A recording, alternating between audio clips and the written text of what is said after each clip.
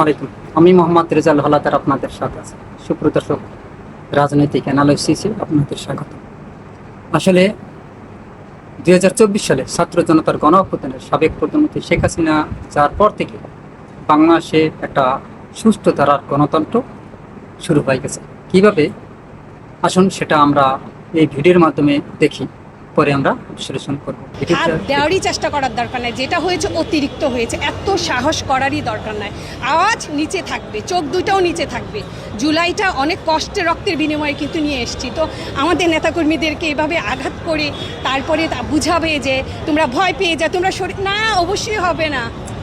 এই ভিডিও দেখানোর মূল কারণ, অর্থাৎ সরকার দলে যারাই থাকে, সাধারণ জনগণ যদি মুখ খুলে কথা বলতে না পারে, তাহলে সে দেশে মনে হয় যে জনগণের বাক স্বাধীনতা হারিয়ে গেল। আর তাছাড়া আমরা তো বাঙালি জাতি, আমাদের তো কথাই বলার একটা শিল্প থাকে। কেউ কথা বেশি বলি, কেউ কম বলি, কেউ মানুষের সমালোচনা করি। আসলে সমালোচনা কিন্তু মনে করেন খারাপ না। সমালোচনা একজন ব্যক্তির জন্য কিন্তু ভালো। কিভাবে? মনে করেন আপনার যদি কোনো একটা খারাপ কাজ করেন, যে কাজটা মানে জনগণের জন্য উপকার না, ওই কাজটা যদি করেন, তাহলে মানুষজন যদি ওই সমালোচনা করে, যদি আপনার সামান্যতম মানে লজ্জা বা হাই লজ্জা থাকে, তাহলে আপনি দেখবেন ওই কাজটা আর করতে পারবেন না। কেন? ওই যে জনগণ আপনার সমালোচনা করতেছে, এতে মানে মানুষ যে মানে বিবেকবান মানুষ, সে আরো সতর্ক হয়। অর্থাৎ আমরা গত 17 বছরে দেখছি সাবেক প্রধানমন্ত্রী শেখ হাসিনার টার্মে কোনো মানুষ স্বাধীনভাবে কথা বলতে পারে, এমনকি ফেসবুকে একটা স্ট্যাটাসও দিতে পারে। মানুষকে অহেতুকভাবে হয়রানি করা হয়েছে, মানুষকে গুম করা হয়েছে, খুন করা হয়েছে, আয়নাঘরে নেওয়া হয়েছে। দেখেন, এমন এমন সেল বানানো হয়েছে, আপনাদের দেখাবো। একটা সেল আপনাদের দেখেন, এই বইগুলো এখানে যে দেখেন কোনো জিহাদি বই এখানে একটাও নাই। দেখছেন এই রকমের বিভিন্ন ধরনের সেল এমন এমন জায়গায় র্যাবের মানে নিয়ন্ত্রণে ছিল। এই সেলগুলো এই জায়গায় নিয়ে মানুষকে অমানবিক নির্যাতন করত। আমি মনে করি এই রকমের একটা 3 ফুট উঁচু বা 4 ফুট উঁচু এবং সাইডে 3 ফুট আর 6 থেকে 7 ফুট লম্বা একজন মানুষ দাঁড়াতে পারে, এবং হয়তোবা সামান্য কাত হয়ে শুইতে পারে। এমন চিপে একটা জায়গা, বাতাস নাই, কারেন্ট নাই, ফ্যানের ঝুমঝুম শব্দ। এখানে আসলে মানুষকে টর্চার করা লাগে না। ওই জায়গায় একটা সুস্থ মানুষ যদি ছেড়ে দেওয়া হয়, তাহলে সে আসলে ডিপ্রেশনে পড়ে, সে কনফার্ম মৃত্যুবরণ করে। আসলে এই যে বন্দিশালায় কারা কারা ছিল জানেন? ব্যারিস্টার আরমান, তিনি 9 বছর পর্যন্ত এই বন্দিশালায় আটক ছিলেন। তারপরও বাংলাদেশের এখন কিছু সুশীল মানুষ বলে যে বন্দিশালা বা কথিত মানে বন্দিশালা, আয়নাঘর নামে কিছু ছিল না, তারা এখনো আয়নাঘর বলে না। আসলে এরকমের কয়েকটা মিডিয়া আছে, আমি বলি। প্রথম ডেইলি স্টার আর প্রথম আলো, এই মিডিয়াগুলো এখনো আয়নাঘরকে বলা হয় কথিত বন্দিশালা, তাও কথিত উল্লেখ করা হয়। আসলে আমাদের লাশ লজ্জা কবে হবে তা জানি না, তবে যেটা সত্য, এই নিউজগুলো আসলে বলাই কিন্তু আমাদের আসলে যারা ভালো মানুষ বা প্রকৃত মানুষ, তাদের মানে সত্য কথা তুলে ধরাই সমাজের কাছে প্রত্যেকটা মানুষের দায়িত্ব, উচিত।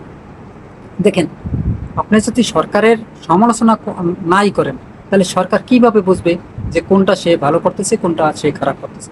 হ্যাঁ, ভালোরও সমালোচনা করতে হবে। এই যে সাবেক প্রধানমন্ত্রী শেখ হাসিনা, তিনি 17 বছর যেভাবে রাষ্ট্র পরিচালনা করেছেন, তিনি ভালো কাজও করেছেন, একেবারে যে খারাপ কাজ করেছেন তার না।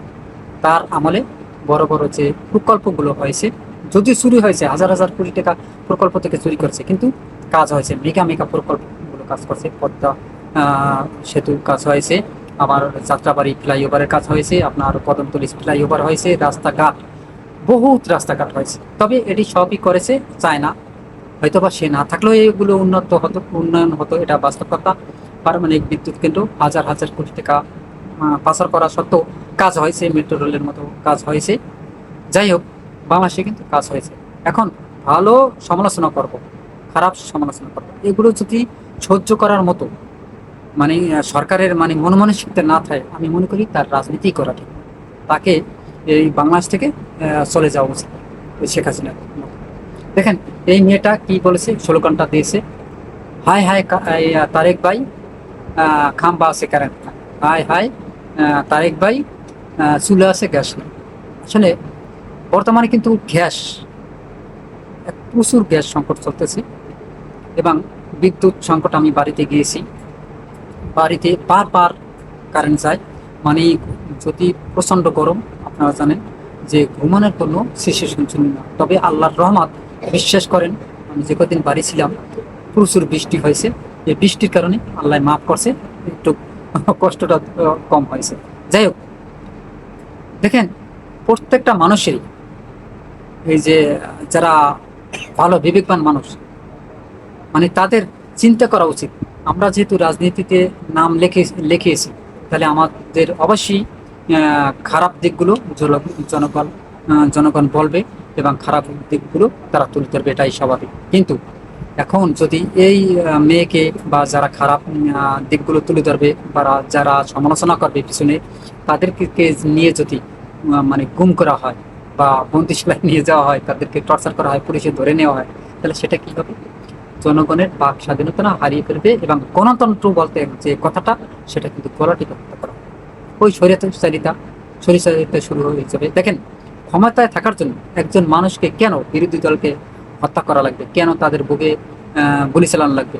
আপনার কি সন্তান নাই? আপনার সন্তান, যেমন জয়কেই বলি, জয়কে যদি মনে করেন কেউ আপনার সামনে মারতো না, যদি পায়ে একটা গুলি করতো বা সেন্সিটিভ জায়গায় যদি গুলি করতো, তাহলে শেখ হাসিনাকে বলি, শেখ হাসিনা আপনি কি কষ্ট পেতেন না? ওইরকম 1400 মানুষকে আপনি যে মারছেন, আপনার বুকটা কাঁপে নাই যে তাদেরও বাবা মা আছে, তাদেরও ভাই বোন আছে, তাদের সন্তান থাকতে পারে? এরকম কি পুলিশ যে আপনার ছিল না? আপনি যে এমন পুলিশে নিয়ে কিভাবে রাজনীতিতে আসছেন? আপনি তো একটা মানে মায়াহীন মানুষ মনে করেন। যাই হোক, আমরা যে প্রসঙ্গটা নিয়ে আসি, দেখেন বর্তমান সরকার আসলে তার বিরুদ্ধে কিন্তু অনেক সমালোচনা হয়। আমি দেখছি স্বরাষ্ট্রমন্ত্রীর নামেও সমালোচনা করতেছে এবং বিভিন্ন নেতা কর্মী, এই যে নাসিরউদ্দিন পাটোয়ারির কথা না বললেই নয়, তিনি যেভাবে সমালোচনা করে এই যে বিএনপি, কিন্তু কই তাকে তো পুলিশ আটক করে না, তার মানে কি গণতন্ত্র অবশ্যই আছে। এখন যদি তাকে আটক করা হতো, তাকে মারধর করা, যদিও ছাত্রদলে কিছুদিন আগে কিছু লোক মারধর করেছে, কিন্তু আবার তারা মিটিং করতে দিয়েছে, পরবর্তীতে বুঝতে পেরেছে যে আসলে এটা করা ঠিক হয়নি। দেখেন রাজনীতিতে সরকার দল এবং বিরোধী দল থাকা প্রয়োজন আছে। বিরোধী দল কি ভূমিকা পালন করবে? ছায়া সরকারের ভূমিকা পালন করবে, তারা সমালোচনা অবশ্যই করবে। আপনারা যদি খারাপ কাজ করেন তাহলে সেটা তারা সমালোচনা করবে। এই যে গণ অভ্যুত্থান নামে যে জিনিসটা হয়েছে, মানে 2024 সালে কেন হয়েছে? মানুষের বাক স্বাধীনতা হারিয়ে ফেলেছিল, তারা মানে কোনো কথা বলার অধিকার দেওয়া হয় নাই, তারা স্বাধীনভাবে চলতে পারে নাই, স্বাধীনভাবে যে রাজনীতি করার যে অধিকার, অর্থাৎ গণতন্ত্রটাই একদম গলাটিকে হত্যা করে দিয়েছে। এই জন্য কী হয়েছে? 2024 সালে ছাত্র জনতার গণ অভ্যুত্থানে সাবেক প্রধানমন্ত্রীকে শেখ হাসিনাকে চলে যেতে হয়েছে। দেখেন সেই একা চায়নি, তার যত মানে নেতাকর্মী আছে সব পালিয়ে যাওয়া লাগছে। কেন? কারণ একটাই, দেখেন কথা বলার স্বাধীনতা দিতে হবে মানুষকে। আপনার সমালোচনা করার জন্য অবশ্যই লোক থাকবে এবং তারা সমালোচনা করবে, ভালো হোক খারাপ হোক দুটোটাই করবে, এটাই স্বাভাবিক, এটাই রাজনীতির ব্যাপার। সুপ্রিয় দর্শক, আপনারা কি মনে করেন? অবশ্যই আপনাদের মতামত কমেন্টে জানাবেন।